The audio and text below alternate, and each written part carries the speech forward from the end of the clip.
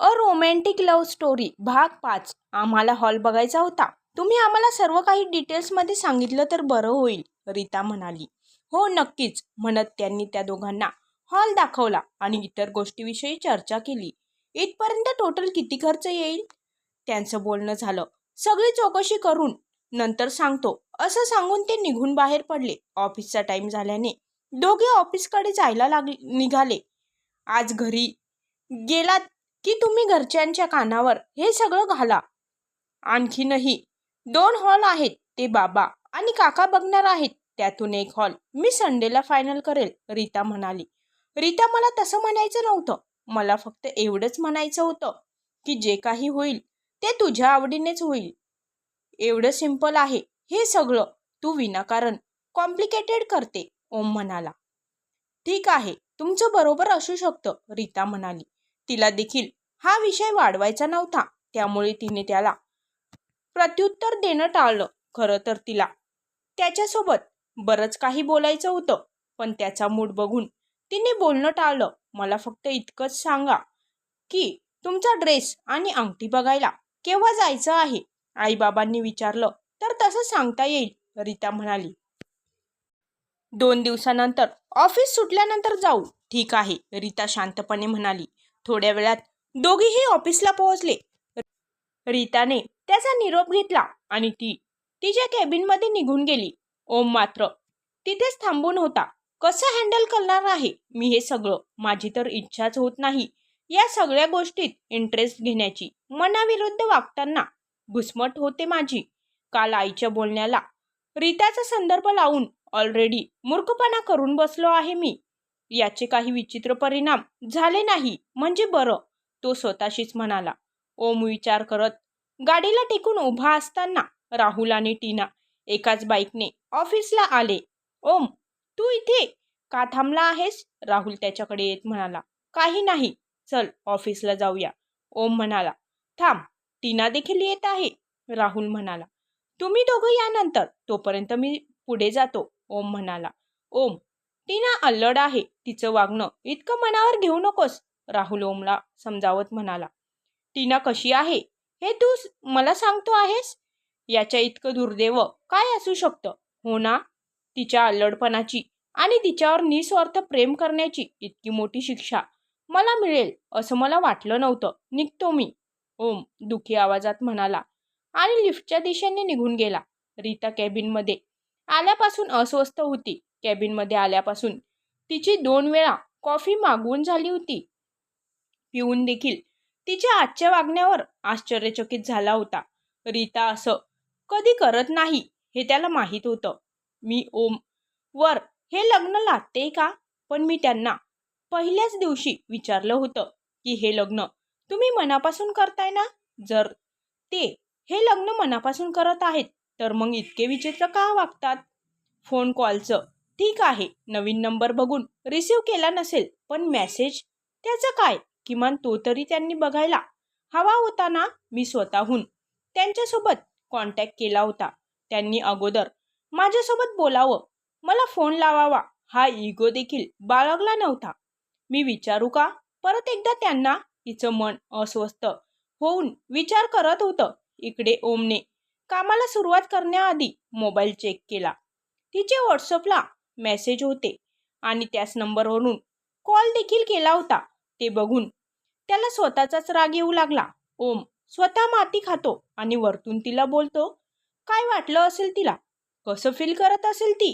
तिला परत एकदा डाऊट येणार नाही ना? कुठे फसलो आहे मी? धड कुणासमोर बोलूही शकत नाही आणि स्वतःची बाजू मांडूही शकत नाही, कारण माझी बाजू कमजोर असणार आहे हे नक्की. सॉरी बोलू का रीताला? बोलतो. तसं ही चूक माझ्याकडूनच झाली आहे, ओम स्वतःशीच विचार करत म्हणाला. ओम, शर्मा सरांनी तुला बोलवलं आहे? हो, आलोच, ओमने पटकन मोबाईल खिशात टाकला आणि शर्मा सरांना भेटायला निघून गेला. आज रात्री पार्टी असल्यामुळे ऑफिस स्टाफ खूप खुश होता. लंच टाईममध्ये सगळेजण त्याच टॉपिकवर डिस्कस करत होते. रीता मात्र फक्त फॉर्मॅलिटी म्हणून पार्टी जॉईन करणार होती. तसं तर तिला पार्टीला जाण्याचा अजिबात मूड नव्हता, पण पार्टीला जाणं देखील गरजेचं होतं. तिने आज दुपारनंतरची सुट्टी टाकली आणि घरी निघून गेली. आता तर फक्त आरामच आराम आहे. बरं झालं ती लवकर गेली. ते घरी जाऊन तरी काय करणार असेल काय माहीत. बसली असेल लॅपटॉप उघडून. इतकं बोरिंग कुणी कसं काय असू शकतं? टीना तिच्या फ्रेंडला म्हणाली. काही लोक अशीच असतात, ज्यांना काही करता येत नाही ते असे काम करतात. आज रात्री पण बघ त्या कशा आंटीसारख्या तयार होऊन येतील. दिशा म्हणाली. मी मात्र एकदम हॉट दिसणार. तिथे जमलेल्या सगळ्यांच्या नजरा फक्त आणि फक्त टीनावर रोखल्या जातील. तसं तर आहेच मी तशी हॉट अँड गॉर्जस. टीना स्वतःची तारीफ करत म्हणाली. टीना, आज तू पार्टीला कशी येणार आहेस? मी तुला पिकअप केलं तर चालेल का? राहुल म्हणाला. हो चालेल, आपण दोघं मिळून पार्टीला येऊ, टीना म्हणाली. संध्याकाळची पार्टी अटेंड करायची असल्याने ओम पटापट ऑफिसमधलं काम आवरत होता. तो ऑफिसमधून डायरेक्ट वंशच्या घरी जाणार होता आणि तिथूनच तयार होऊन ते दोघं पार्टीला जाणार होते. शर्मा सरांनी बोलवल्यानंतर तो लगेच निघून गेला. त्या नादात रीताला मेसेज करायचा राहून गेला होता. रीताने घरी आल्या आल्या थोडा आराम केला आणि संध्याकाळी आवरायला घेतलं. तिला बिलकुल उत्साह नव्हता. ती कसं तरी तयार होऊ लागली. दीदी, काही प्रॉब्लेम आहे का? ईशा तिला भानावर आणत म्हणाली. का? काय झालं? असं का विचारतेस? रीता म्हणाली. तू काल देखील जिजू सोबत जास्त बोलली नाहीस. तू खरंच या लग्नासाठी मनापासून तयार आहेस ना? ईशा म्हणाली. हो ग, ॲक्च्युली मी इतकी थकले होते की मला काही सुचत नव्हतं. बाकी काहीच नाही. लग्नाच्या 2-3 दिवस आधी मी सुट्टी घेऊन पूर्ण आराम करणार आहे. थकवा आलाय मला, ती उदास चेहऱ्याने म्हणाली. हो नक्की घे. तसंही खूप काम करतेस तू.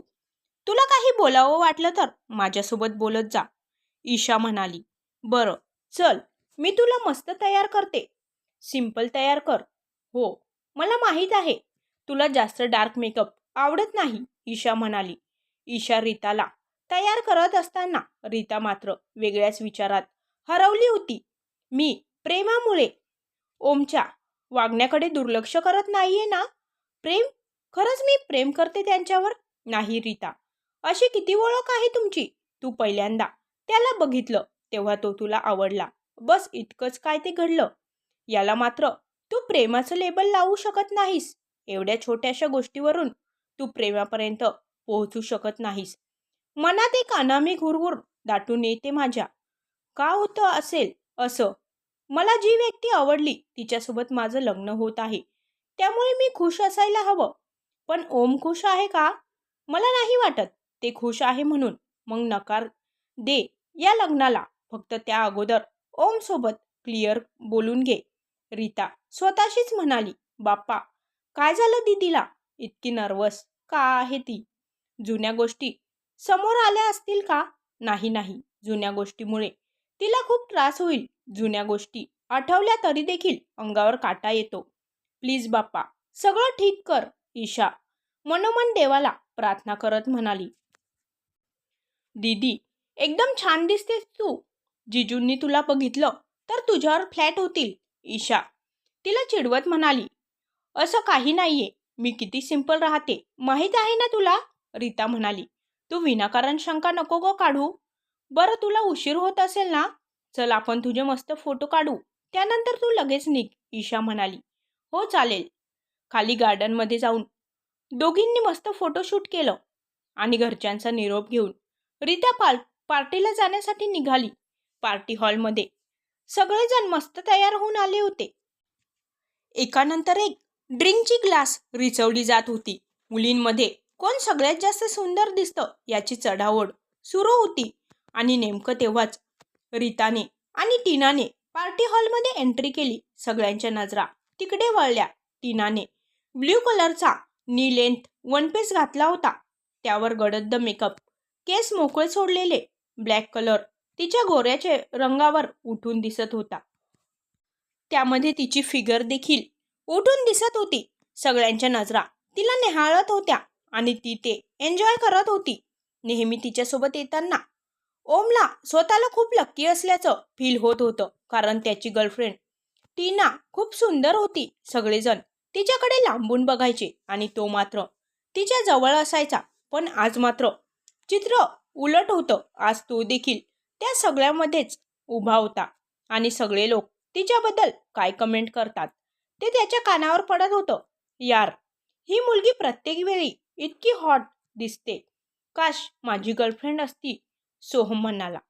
फक्त गर्लफ्रेंड? अमोल म्हणाला. हो तर तिच्यासारख्या मुलीला बायको कोण बनवणार? तिच्या पार्लरच्या खर्चामध्ये माझी पूर्ण सॅलरी संपून जाणार आणि पैसे संपल्यानंतर ही मुलगी पुन्हा दुसऱ्यासोबत चालली जाईल, सोहम म्हणाला. खरं बोलत आहेस तू. या टीनापेक्षा चांगली तर रीता मॅम आहे. ते बघ, त्या देखील खूप सुंदर दिसत आहेत आणि त्यांच्या सुंदरतेमध्ये सादगी आहे. Perfect marriage material. तो मुलगा खूप लक्की असेल ज्याच्यासोबत रीता मॅमचं लग्न होईल. त्या दोघांचं बोलणं ऐकून ओमची नजर रीताकडे वळली. तिने देखील ब्लॅक कलरची साडी घातली होती. चेहऱ्यावर हलकासा मेकअप, कपाळावर छोटीशी टिकली, एका हातात वॉच आणि दुसऱ्या हातात ब्रेसलेट. सोबर पण तितकीच सुंदर दिसत होती ती. पण त्या नजरांमध्ये आणि टीनावर रोखलेल्या नजरांमध्ये फरक होता. थोड्या वेळात सिनियर मंडळी देखील पार्टी हॉलमध्ये दाखल झाली. रीता आणि ओम पार्टीला आल्यापासून एकमेकांसोबत बोलले नव्हते. ओम सतत कुणा ना कुणासोबत बोलण्यात बिझी होता. तो बिझी असायचा की तसं दाखवायचा हे मात्र तिला कळत नव्हतं. आपणच या नात्यात पुढाकार घेतोय असं तिला वाटत होतं. टीना मात्र स्वतःच्या मस्तीत गुंग होती. तिने ड्रिंक केली होती आणि त्या भरात तिने ओमला डान्स फ्लोअरवर खेचून आणलं होतं. ती त्याला सारखी मिठी मारत होती आणि तो तिला दूर करण्याचा प्रयत्न करत होता.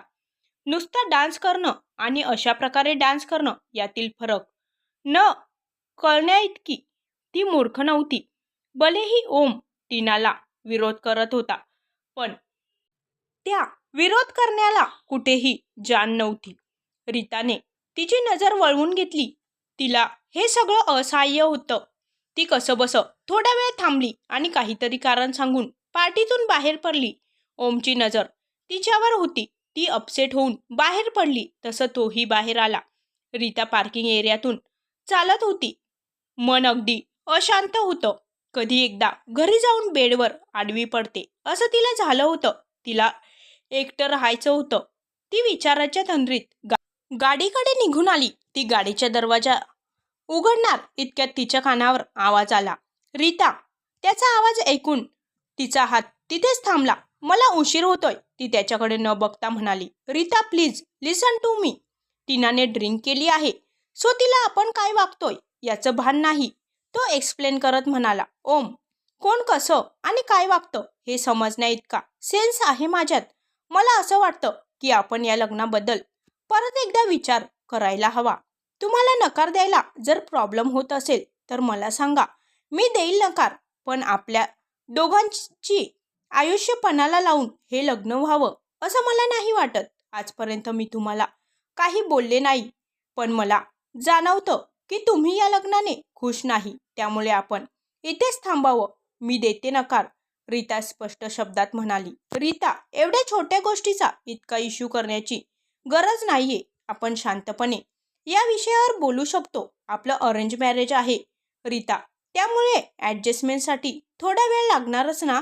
आपले स्वभाव वेगळे आहेत, त्यामुळे कसं वागावं हे पटकन लक्षात येत नाही. राहिला प्रश्न टीनाचा, तर ती कॉलेजपासून अशीच आहे. तुला हे नवीन आहे म्हणून असं वाटतंय. हवं तर तू राहुलला विचार. पण आमची फ्रेंड आहे ती, त्यामुळे तिला दूर तर लोटू शकत नाही. ओम स्वतःची बाजू मांडत म्हणाला. तुम्ही जी कारण देत आहात ते तुम्हाला तरी पटतंय का ते बघा.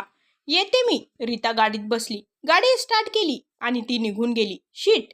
ओमने अस्वस्थ होत डोक्याला हात लावला. तो अस्वस्थ होऊन पार्किंगमध्ये एरझाऱ्या मारत होता. सगळं काही मेस होण्याच्या मार्गावर आलं होतं. याचा आनंद व्यक्त करावा की नाराज व्हावं हेच त्याला कळत नव्हतं. त्याच्या मोबाईलची रिंग वाजली तसं तो पटकन पार्किंगमध्ये निघून गेला. रीता घरी आली आणि फार काही न बोलता तिच्या रूममध्ये निघून गेली. तिला खूप त्रास होत होता.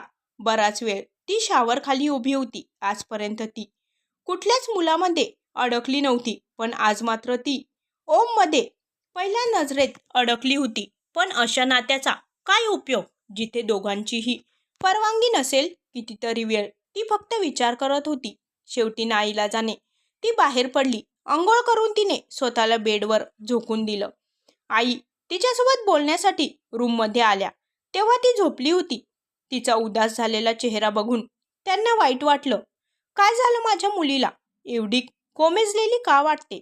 सगळं काही ठीक तर असेल ना? उद्या तिच्यासोबत बोललं पाहिजे. तिला झोपलेलं बघून त्यांनी लाईट बंद केले आणि त्या बाहेर जाऊ लागल्या. इतक्यात रीताचा मोबाईल वाजला. ओम नाव वाचून आईने कॉल रिसीव्ह केला. हॅलो आई, ओम बोलतोय. रीता कुठे आहे? ती झोपली आहे. डोकं खूप दुखत आहे असं सांगत होती. तिकडे काहीतरी वेगळं खाण्यात आलं असेल म्हणून कदाचित डोकं दुखत असेल. मेडिसिन वगैरे घेतली आहे का तिने? नाही घेतली, झोपली आहे ती आता. ती उठली की मी तिला तुमचा कॉल येऊन गेल्याचं सांगते, आई म्हणाली. आई मी उद्या रीताला भेटायला आलो तर चालेल का? हो या ना, आई म्हणाली. तुम्ही तिला सांगू नका, मी तिला सरप्राईज देईल, ओम म्हणाला. हो चालेल म्हणत आईने बोलून कॉल कट केला. ओमने मोबाईल खिशात टाकला आणि तो गाडीकडे जाण्यासाठी निघाला. उद्या तिच्यासोबत कसं आणि काय बोलायचं हेच विचार त्याच्या डोक्यात फिरत होते. ओम टीना पळत येऊन त्याला बिलगली. टीना सोड मला, ओम म्हणाला. नाही, मी का सोडू तुला? तू माझा आहेस, फक्त माझा, टीना म्हणाली. हो का? खूपच लवकर आठवलं तुला. चुपचाप तुझ्या वाटेला निघून जा, ओम तिच्यावर चिडत म्हणाला. ओ तुझी रीता डार्लिंग रागवली म्हणून चिडलास का? उद्या जर तिने लग्नाला नकार दिला तर याची काळजी वाटते. तसं जर झालं तर बरंच आहे ना. लग्नाचं नाटक करण्याची तरी गरज राहणार नाही. ओम, टीना त्याच्यावर चिडत म्हणाली. चिडतेस का? तुला काय वाटलं तू प्रेम करून मला तुझ्या इशाऱ्यावर नाचवशील आणि मी नाचेल? तुला जर असं वाटत असेल तर असं काहीच नाही होणार. उद्या मी रीताला सांगणार आहे की मी तिच्यासोबत लग्न करणार नाही, तो ठामपणे म्हणाला. तू असं करू शकत नाहीस ओम. तू जर या लग्नातून माघार घेतलीस तर मी फक्त रीताला त्रास देणार नाही तर तिच्या पूर्ण फॅमिलीला त्रास देईल, टीना ओरडत म्हणाली. मी तुझी कंप्लेंट करेल, ओम म्हणाला. काय पुरावा आहे तुझ्याकडे? सांग ना, काय पुरावा आहे तुझ्याकडे जे तू कंप्लेंट करशील? नाही ओम, तू आता माघार घेऊ शकत नाही. उद्या सकाळी तुला समजेलच की मी काय करू शकते. गुड नाईट, टीना म्हणाली आणि रागात निघून गेली. ओम काय झालं? ती गेली तसं वंश तिथे आला. मला ना या मुलीचं काहीच कळत नाहीये. का करते ही हे सगळं? रीताने हिचं काय बिघडवलं आहे? रीता खूप चांगली मुलगी आहे, ओम म्हणाला. टीना हे सगळं का करते हे आपण लवकरच शोधू. ओम तू रीतासोबत लग्न कर, वंश म्हणाला. वेडा आहेस का तू वंश? माझं तिच्यावर अजिबात प्रेम नाही. ओम तसंही तुमचं अरेंज मॅरेज आहे. अरेंज मॅरेजमध्ये लग्नानंतरच प्रेम होतं. भलेही आज तुझं रीतावर प्रेम नसेल पण तिच्या सहवासाने नक्कीच होईल. रीता तुझ्यासाठी योग्य आहे. टीनाचं म्हणशील तर मी इतकंच सांगेल की टीना तुझ्यासाठी योग्य नाही. बाकी तुझी मर्जी, वंश त्याला समजावत म्हणाला. हो उद्या मी रीतासोबत बोलतो, ओम म्हणाला. त्यांनी वंशचा निरोप घेतला आणि घरी जाण्यासाठी निघाला. टीनाने रागात त्याला कॉल केला. ती रागात थरथरत होती. ओमने जर लग्नाला नकार दिला तर तिचा पूर्ण प्लॅन फसणार होता, जे तिला नको होतं. हॅलो, उद्या सकाळपर्यंत त्या रीतासोबत काहीतरी झालं पाहिजे, नाहीतर तो ओम लग्नाला तयार होणार नाही. तो उद्या सकाळी तिला नकार द्यायला जाणार आहे, टीना रागात म्हणाली. तो असं काहीही करणार नाही, टीनासोबत बोलणारी व्यक्ती म्हणाली. तो नक्की करेल. तो काहीही करू शकतो. तू त्याला हलक्यात घेऊ नकोस. मला माझा बदला पूर्ण करायचा आहे. ओके ठीक आहे, मी करतो काहीतरी. तू उगाच हायपर नको होऊ. ओके मी फोन ठेवते. टीनाने कॉल कट केला आणि घरी जाण्यासाठी निघाली. असं कसं तू लग्नाला नकार देईल? टीना डार्लिंग फक्त माझी आहे, तो खुनशी हसत म्हणाला. दुसऱ्या दिवशी ओम रीताला भेटण्यासाठी घरी गेला. तो जरा लवकरच गेला होता. त्याला रीता सोबत सविस्तर बोलायचं होतं. मनात धाकधूक होतीच, पण बोलल्याशिवाय दुसरा पर्याय नव्हता. तो घरी आला तेव्हा घरातून बोलण्याचा आवाज येत होता. त्याने आत येऊन बघितलं तर घरी डॉक्टर आले होते. सकाळी सकाळी डॉक्टर का आलेत त्याला प्रश्न पडला होता. इतक्यात त्याला कालची टीनाची धमकी आठवली आणि त्याचे डोळे मोठे झाले. बाबा काय झालं? ओमने आत येत काळजीने विचारलं. ओमला एवढ्या सकाळी घरी आलेलं बघून रीताला आश्चर्य वाटलं. बघा ना, अचानक काय घडलं? सकाळी नेहमीप्रमाणे वॉकिंगला गेले होते. अचानक मागून गाडी आली आणि हाताला खेटून गेली. नशीब थोडक्यात निभावलं. लोक पण ना रस्ता मोकळा आहे म्हणून कशीही गाडी चालवतात, आई म्हणाली. आई, बाबा आता ठीक आहेत. बाबा, तुम्ही रूममध्ये जाऊन आराम करा. थँक्स डॉक्टर, तुम्ही एवढ्या सकाळी फोन केल्यानंतर लगेच आलात, रीता म्हणाली.